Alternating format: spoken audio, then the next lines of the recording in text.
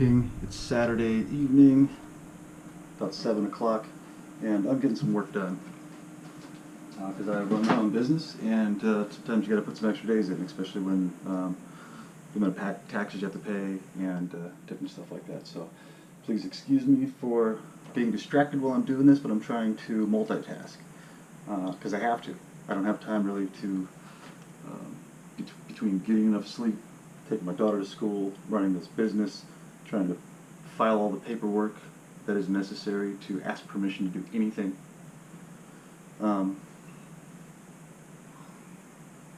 Daily routine, researching, so I'm not blindly speaking about different issues I don't know anything about. It takes time to do that, and it's our duty to do that. That being said, I want to explain how psychopathic narcissists operate.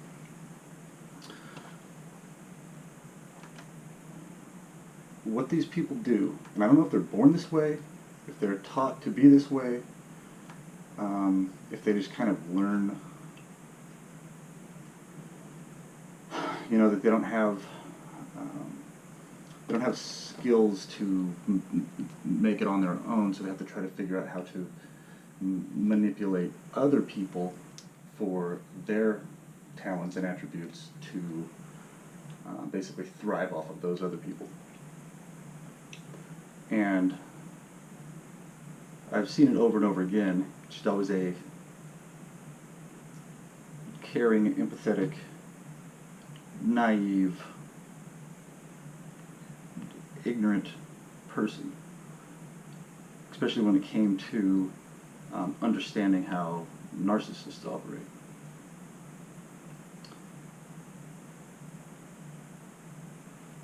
What these people will do, they'll get to know you. They will somehow figure out that you are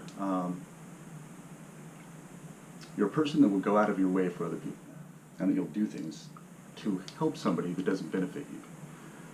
So as soon as they identify you as that kind of person, they're going to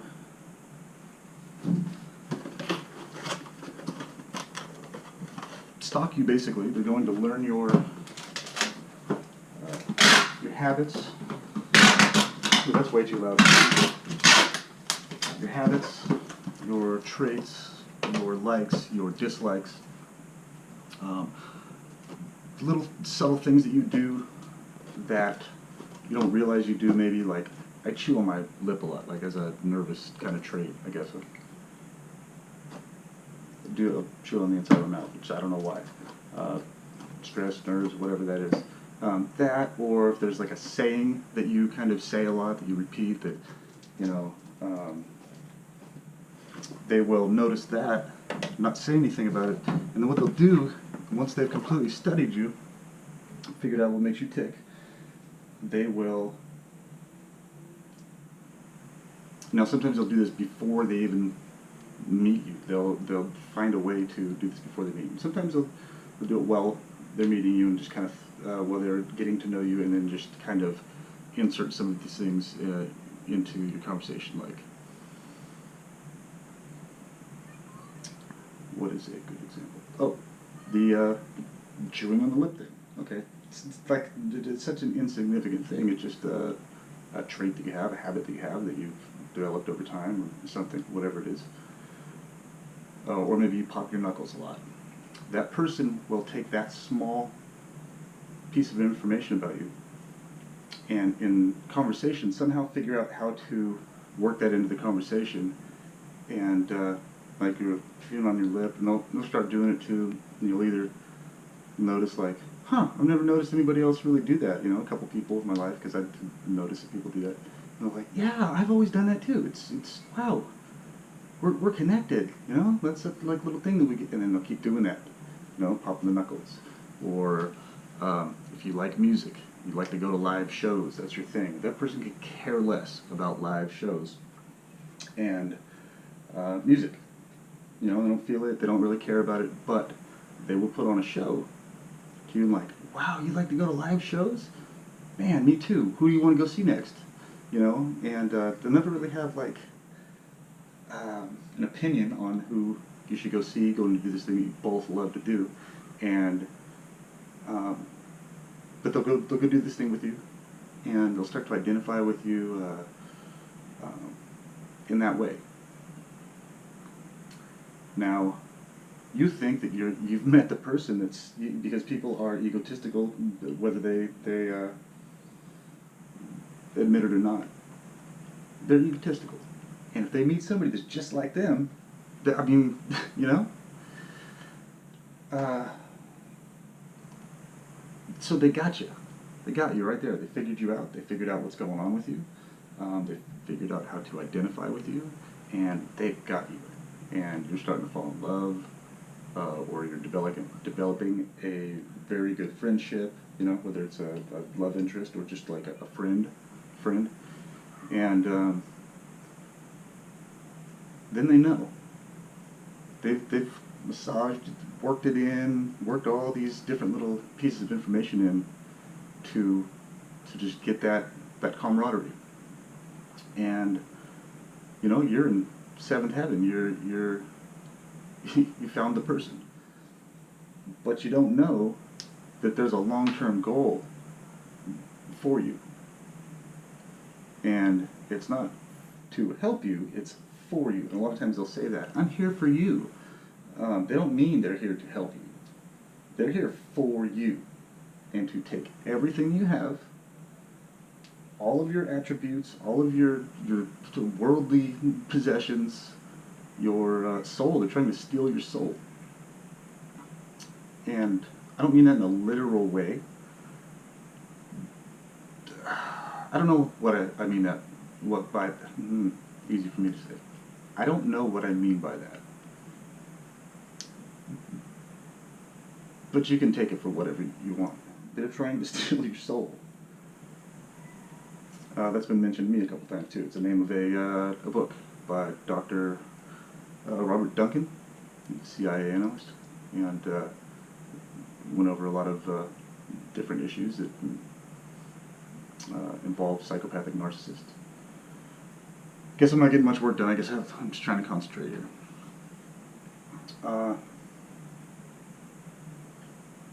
So anyway, at that point, they've got you.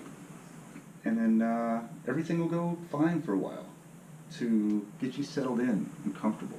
Get you settled in and comfortable and feeling like everything's alright. And then all of a sudden one day, some little things will start to happen that don't make sense. And it might be stuff starts getting kind of moved around the house that you knew was in a certain place, stuff like that. And searching around the house looking for your stuff, wondering like, okay, hold on, what's going on? What's going on here? This is kind of starting to happen a lot. I don't know what's up. Hey babe, hey friend, whatever the situation is. Have you seen this? Whatever? No? Indifferent and not trying to help. You know, like, I think it was over here, I think it was over there. It's more, like, almost like I'm not going to acknowledge you. And it throws you off because, wait a minute, this was the person that you just built like the best relationship that you've ever had with. And you're comfortable, everything's comfortable. And then all of a sudden, this little stuff starts to happen in this person that you care about so much, that cares about you so much, all of a sudden they're not trying to help you with you know, all the same stuff that they used to. Like, you know, simple request of, hey, have you seen the keys? Have you seen whatever? Huh? And then off to doing something else. You know, in a normal relationship, people talk back and forth and they have conversation and they acknowledge each other, and will stop what they're doing to help the other person. And in the long run, that relationship will grow because they're helping each other. Well, that stops.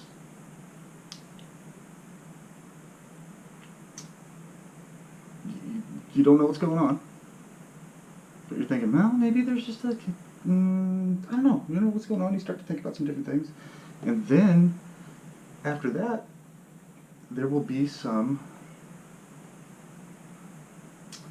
badgering. We'll call it badgering. There'll be some badgering. the things that you love that make you happy, you'll start to get maybe complained at about doing those things. And you think that maybe there's something starting to go wrong with you, that you're, starting to make bad decisions, or something. I mean, something's up. If you don't feel good, so, physically, something's up. I'm going to go check this out. I'm going to try to figure out what's going on. But, this is the person that cares about you so much, so you're not going to, start researching that person or anything. It's just you're oblivious still at this point.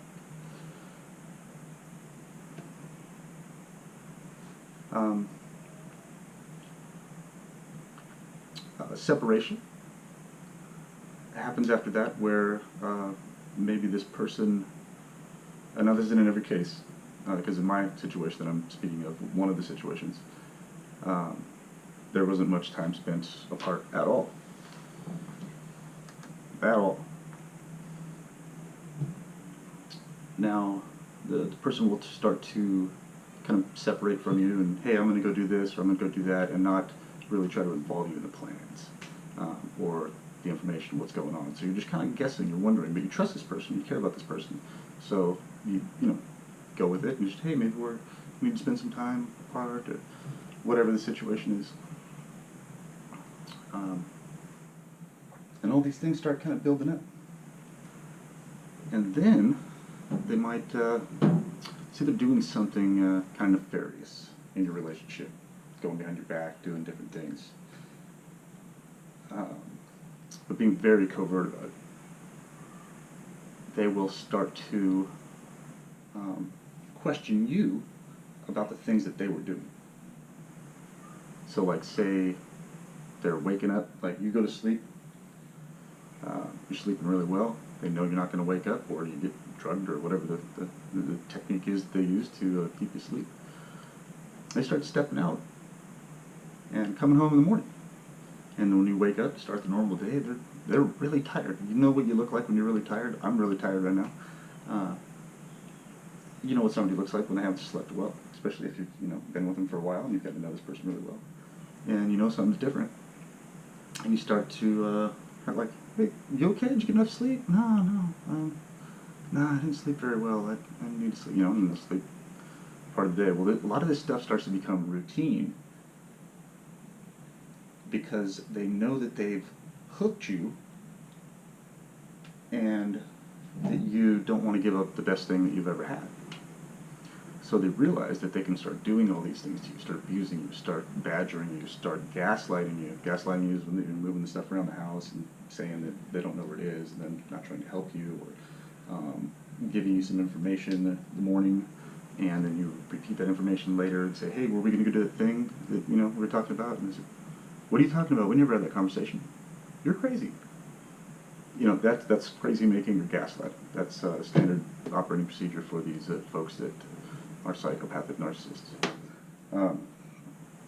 So anyway, they've got you hooked, and you're trying to figure out what's going on, because you didn't do anything to jeopardize your relationship, or maybe you've done a couple little things and you want to talk about it and have a conversation and work things out. People don't always make the right decisions in marriages or friendships, and what happens when you don't is you sit down and talk about it and you work it out.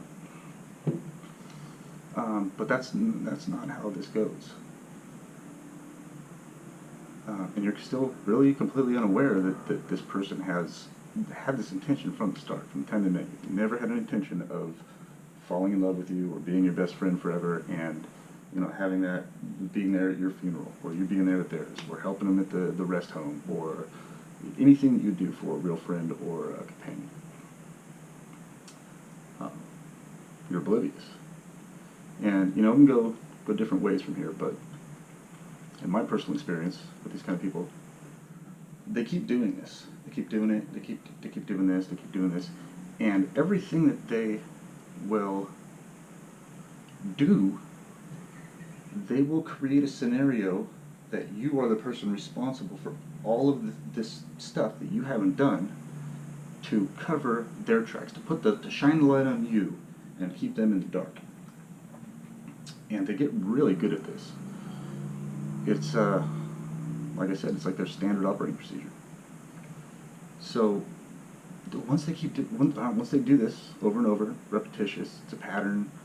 Relationship starts to break down. You're asking questions. You may get in arguments, and that's definitely part of the gaslighting, is starting arguments, finding something to irritate you, and intentionally inserting that information into the conversation to elevate it, to escalate it, and that's the intention, to make you look like the bad guy. Because when you're constantly being badgered and gaslighted, and there's not a reason for it, and somebody won't communicate with you regarding that issue, you're going to get frustrated, and you either need to make a decision just to leave if you have enough knowledge of what's going on with psychology and what's happening to you, but you don't know. You're just take psychology, most important class, I think, in the world. Anyway, not math. Once this person has completely broken you down psychologically, monetarily,